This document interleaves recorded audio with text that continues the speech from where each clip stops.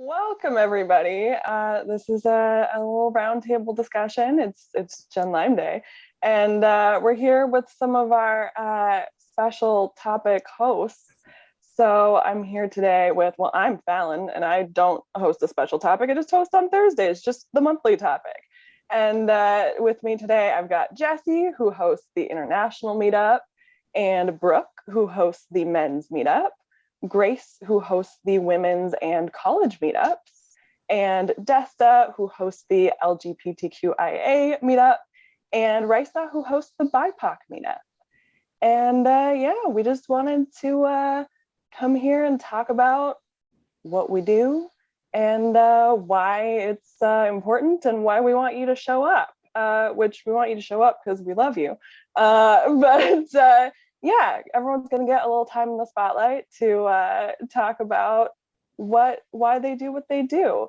So yeah, I guess right off the bat, I don't know if anyone wants to run with this specifically, but is there a reason that you were drawn to hosting your particular meetup? I mean, Desta, if you would like to start it off, I'd love to hear that from you.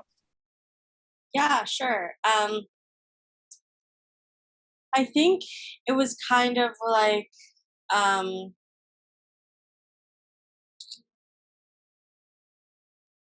just kind of started chatting with a couple other queer folks from the just like general meetups, and we just kind of naturally formed relationships and like started having conversations about just like our specific stuff around illness. And like I think a lot of the topics that came up were around like family and like the overlap of like family responses to queerness and family responses to like illness, especially an illness that like a lot of people don't like understand the like severity and gravity of. And just like, yeah, there were just like intersections that we were noticing and just conversations that we were having that we wanted to like hold more like official and like more publicly available space for, because they were just kind of happening in like little group chats or one-on-ones. And at the time, like nobody else, and even I actually, like when the idea first came up, none of us really had like the capacity to do it. And then at a certain point I like found the capacity to do it. And so yeah, that was just how it happened. Yeah, I love that. And, you know, sometimes feels like there's less capacity. So yeah, every time you can find that, I think that's awesome. And have you found that you are kind of expanding the group from the core group that it started as, of people that you were talking to before you started the meetup? Yeah, I mean, so I actually haven't hosted or been to the meetup in like a couple months, just because I started working again and like life got busy. But like for the first like few months I was hosting, and like there was a core group of people that came back every time, and it was at least like 2 to 3 times as large as like the original few of us that were talking. So there's definitely like a community that formed. And yeah, I'm like really curious to hear from Jess about how it's grown. Yeah, I love that. You saw a need and you started something because of it, and now it seems your capacity is growing. And I love that we have someone who can fill in when, you know, you're getting extra busy, and it's just a great little community we have here. So thanks, Desta. That's awesome to hear. Grace, I'd be curious too, because I know that college is something that really like you felt passionate about starting, and I'd be curious to hear why and how that's going for you. So it's because I'm self-absorbed. No, it's because I'm in college and I needed a space. No. So I obviously I got sick when I was younger, but and I do host the women's meetup too. Yeah, Jess is right.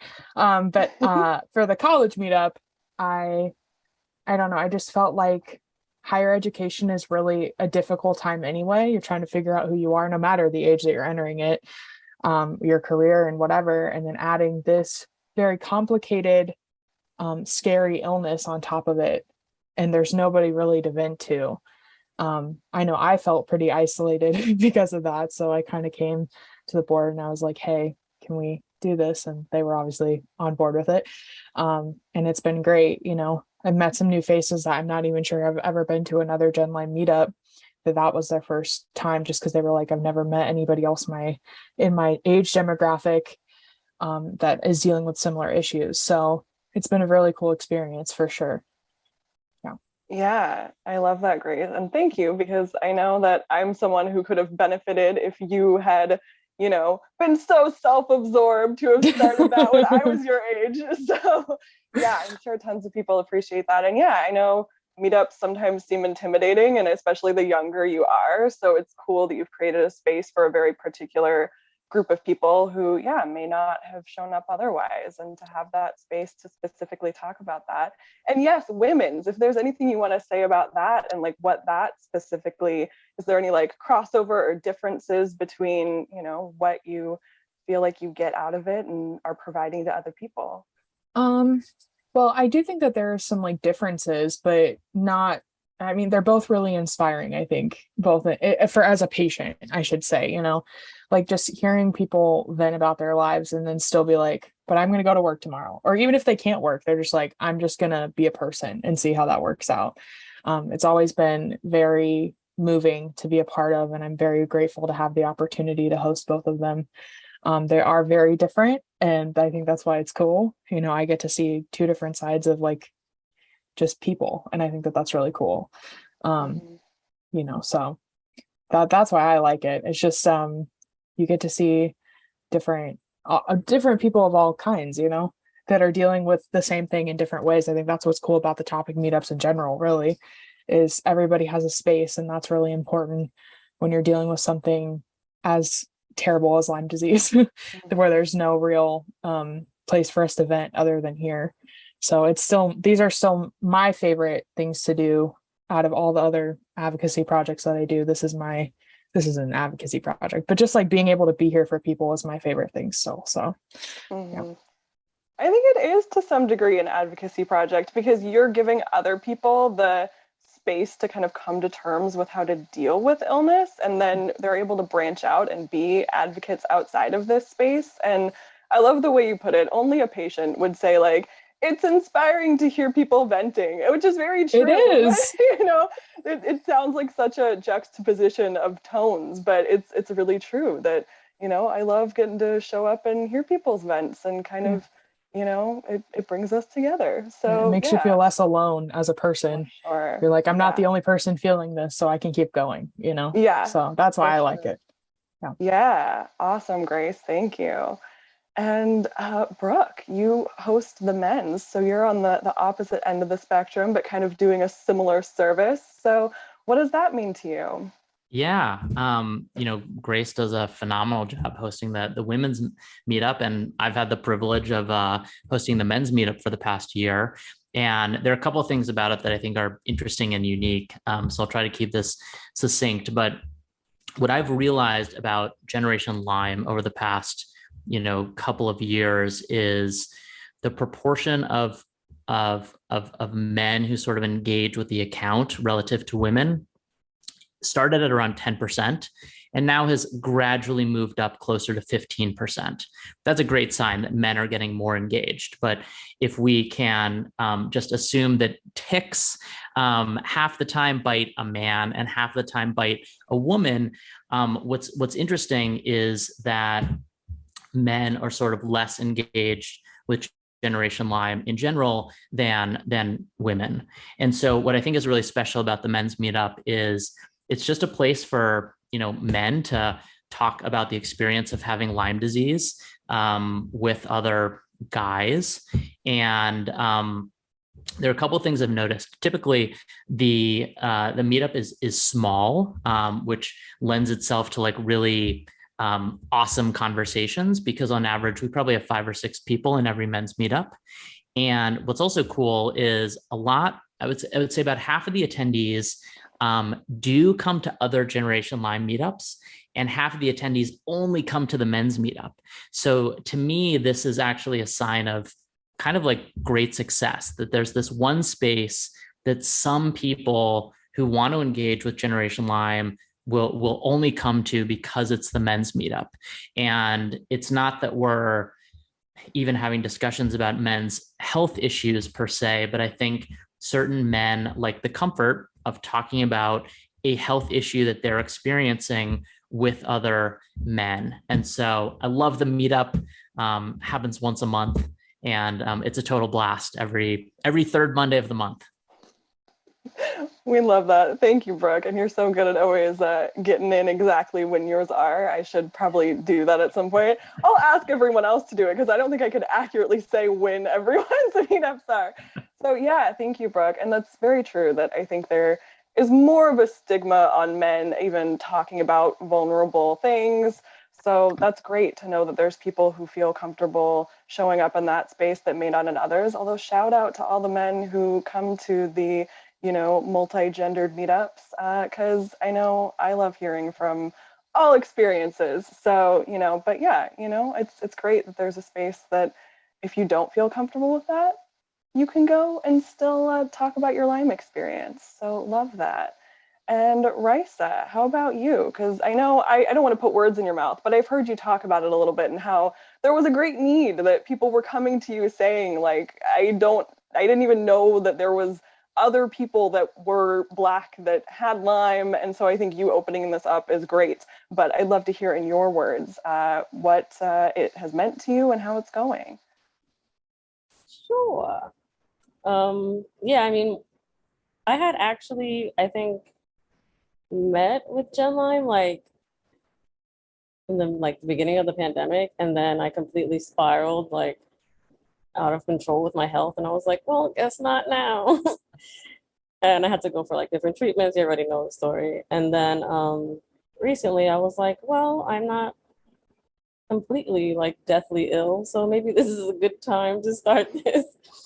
And I mean, the funny thing was that when I had decided to do like an interview, I did it just because I was like, man, I need to find some other people that look like me. Maybe they'll like come out of the woodworks, like if they see my face on like on a podcast or an interview or something. And that's actually how I came to meet a small group of like people of color, Black people, Indigenous, like Asian, anything. And that's when they started coming out. And I'm like, okay, so there's a need for this. Like these people really gravitated to one person because they were like, I've never seen another person who's not white with Lyme disease. And I was like, that has to be impossible.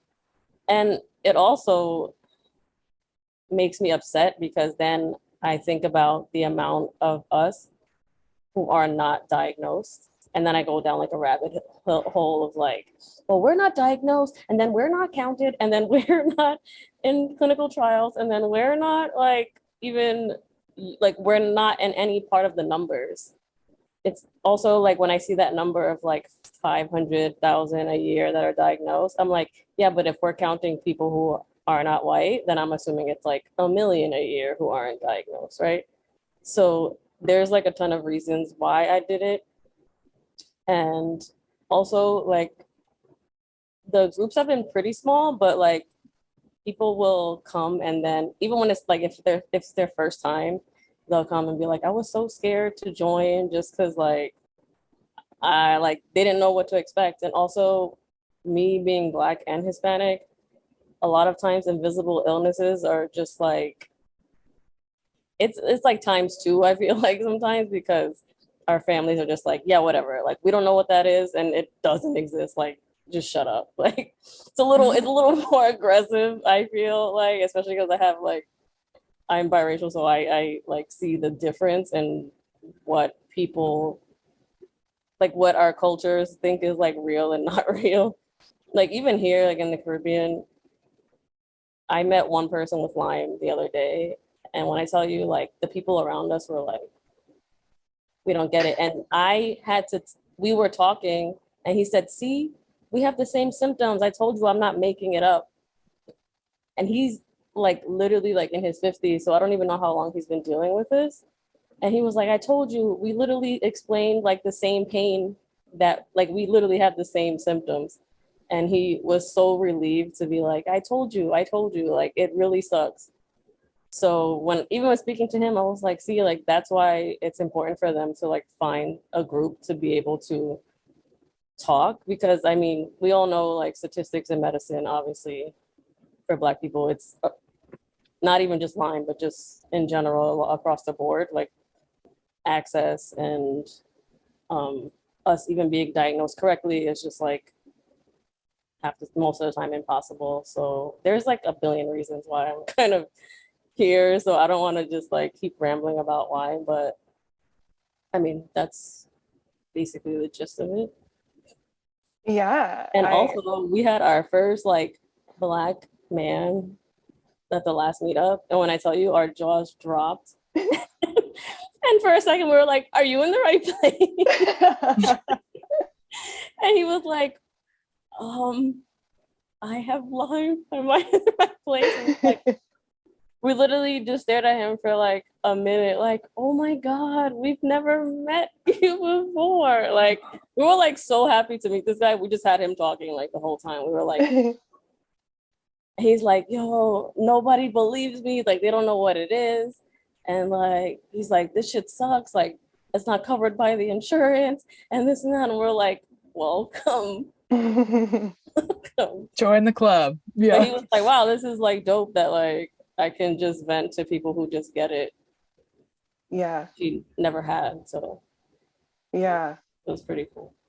That's so cool. And even to your point of like meeting that man in person, so many people when they first meet, even though he's talking to someone who knows this person also has Lyme, to be like, see, I told you, it's so hard to get out of that mindset of feeling like you need to like prove that this is a real thing, that he knows he's talking to someone who knows and he's still trying to prove it. So it's just, to Grace's point, it is advocacy, what you're doing. You're giving people a space to finally talk about something. And yeah, you weren't feeling up to it towards the beginning of the year, but now you've started it. And I think it's a great thing that clearly so many people are benefiting from. And hopefully eventually, it becomes less of a anomaly to be meeting like people. And you just meet people on the street who are like, yes, I have Lyme and I'm a person of color, and that's not absurd to be saying.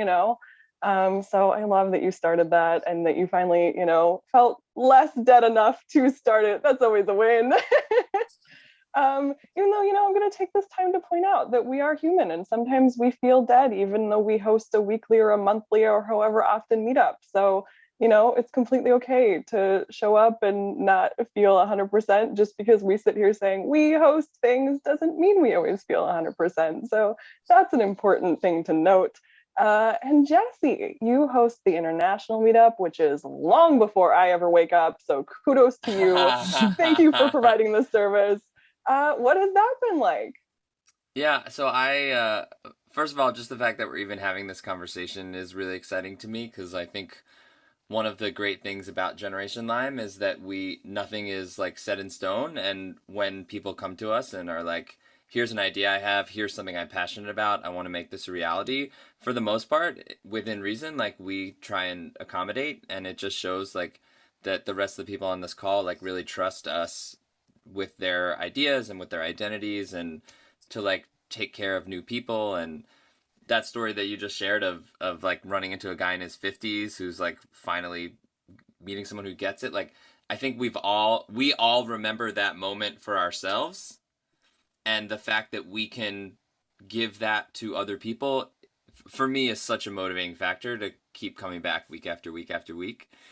I Yeah, so for a lot of these meetups, we're really trying to figure out like how can we take care of as many people as possible, especially people who like follow us online but like don't feel comfortable to join a meetup. So it's like collecting all these like fringe people who are watching everything but are like, I don't know, that's not for me. We're really trying to get everybody, and I think, we're doing a pretty good job of that at Gen Lyme.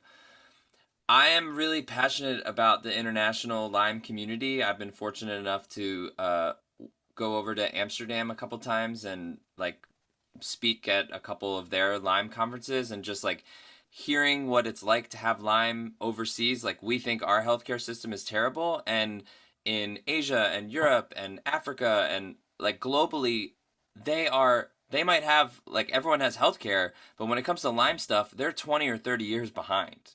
You know, the stuff that like we talk about in meetups all the time, they have never even heard of, and nobody within 1,000 miles has heard of, you know? So for me, it was like, how can we, no, we don't, none of us have the problem of there's no one who needs our meetups. Our big hurdle is people finding out about it, showing up. Like, so for me, it's like, again, like our international meetup is not huge either. All of the meetups, the attendance is a little lower because it's the summer and people are living their lives. But for me, like, obviously we all know this is not just an issue in the United States. This is a global issue. I mean, a big percentage of our attendees are Canadian. But we've also had like a bunch of people from Europe and Israel and Asia and Africa like showing up, and they're even more grateful because they don't know anyone in their entire country that has this disease, you know? So, but again, like we all know that there's millions of people internationally that need this, and it's really two groups. It's like people who don't live in the U.S., who didn't grow up in the U.S., who need the support and are getting the support, or Americans who moved out of the country and then they can't come to any of the other meetups. So it's really just about, it's at noon. It's like our earliest meetup by far, so that internationally it's not the middle of the night for most people. And I love hearing people's stories and the different accents and identities and that people have, and what people deal with internationally is like us, but in a lot of ways really difficult. Yeah, because they're just so behind. So they're also really grateful, and I'm excited to see that meetup grow, along with all the others, because I think it's really important. But yeah, it's been really great. I often have to set an alarm to wake up in time to host at noon, and I feel pretty good about that. So Yeah, it's a win. We're all winning. yeah. Mm-hmm. If the international meetup makes Jesse wake up on time, then we're good. And I don't trust people that can function before noon. That's just a personal thing. I mean, no offense to anyone watching this functioning before noon, but sorry, we love you, but we're staying asleep until after noon. This might even air before noon. I don't even know when exactly. This might actually air. It was pre-taped. None of us wake up before noon. Yeah. Let it be known, it's 10 p.m. right now. Yeah, we're all exactly. night. Exactly. It's 7 for me. It's real early, y'all. But yeah, I mean, for anyone who moves abroad, this is just further, spread the word to your friends, because we'd love to see more people. I mean, again, all of these, if you're a person who has shown up and found, some sort of benefit, which I hear from most people that they do. Anyone I talk to has found benefit from, I've heard from a lot of people who've gone to these, specific meetups as well. And I know there's such a big need. So yeah, tell your friends, and hopefully not too many of your friends have Lyme, but if they do, get them to show up. They do, whether they know it or not. Right? Whoo, yeah. I mean, and that's the thing too. If anyone, wants to show up to one of our meetups and isn't quite sure whether you have Lyme, like that is so okay. Like that's, to the point of our medical systems all being behind the times, it often is hard to get a diagnosis. So we welcome people showing up with a little bit of a question mark about their diagnosis to learn more and talk about it when you probably do. So uplifting. But yeah, I mean, I don't know if anyone else has. I just have enjoyed hearing the specifics of all of them. And now that you've heard other people talk, is there anything else that you feel like you really want to get other people to hear, the attendees, or things that you think people should hear to attend, because I know that's sometimes tricky, just getting there. Well, I'll just say, like, to the point you just made, Fallon, like, I started coming after my diagnosis, probably like 6 months after my diagnosis, but like over the course of like my time coming to meetups, there have been so many things that like I didn't even realize were symptoms that like I heard people talk about, and then I was like, oh, that's a Lyme thing. It's not just a me thing. And like that also then helped me realize like, oh, I've had Lyme disease since I was 17 years old. I haven't had Lyme disease since I was 22 years old, like when I found out that I had it. And like, so yeah, like wherever you are in your journey from like questioning, could this possibly be Lyme disease, to like knowing that you have it, like I think that like there's new information and like something to learn and like something to gain from like hearing other people's experiences and stories, and like you have a gift to give by like sharing your experiences and stories. Mm-hmm. There's a space for you no matter what. We have a space for you always. So if you are worried about coming, I know I used to be. I know it's funny because people think of me as like an extroverted person, but I actually can be really nervous like in situations like that. In my first meetup, I was really scared. Because kind of like what you guys were talking about, I was like, do I have Lyme disease? All this other stuff. But there is a space for you, even if you're just trying to figure it out. I think we're all just trying to figure it out. Like I've been dealing with this for 6 years and I'm still trying to figure it out. So if you just need a place to come and like hang your hat and be like, I have no idea what's going on and I'm scared, there's a place for you here. So come to a meetup.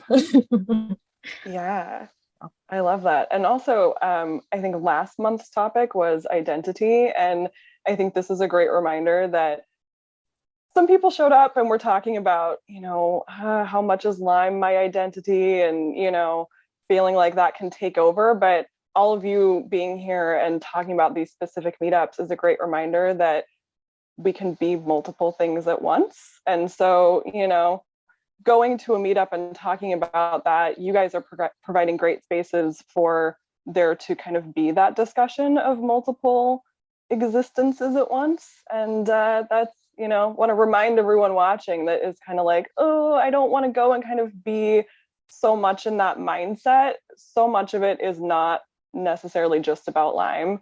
That's what brings us together and our common ground. But so much of the time it's just other things going on in life, and particularly with these specific meetups, it's a great space to kind of talk about the Lyme and the other parts of you and how they coexist. So yeah, I think you all are doing a really great thing by providing that, and we're grateful to everyone who shows up and chats with us, because it doesn't happen without you all. And yeah, if anyone has any final thoughts they would like to share, then I welcome them, as I always do at my meetups. They go very long. I just want to say, if you're watching this and you haven't come to a meetup because you feel like there isn't a meetup for you, just reach out to us and let us know, and we will literally do anything we can to add one to the schedule where you feel comfortable. Like we know there are people that want to come to meetups but don't for various reasons, because they end up coming almost every week. So if there's something that you're looking for that we don't provide, we are very happy to try to accommodate that. Mm-hmm. So I don't know, should we go around and everyone say, Brooke got the plug in really well, but shall we everyone say when their meetups occur? So Brooke, you can go ahead, say it again. Happy when is the men's meetup?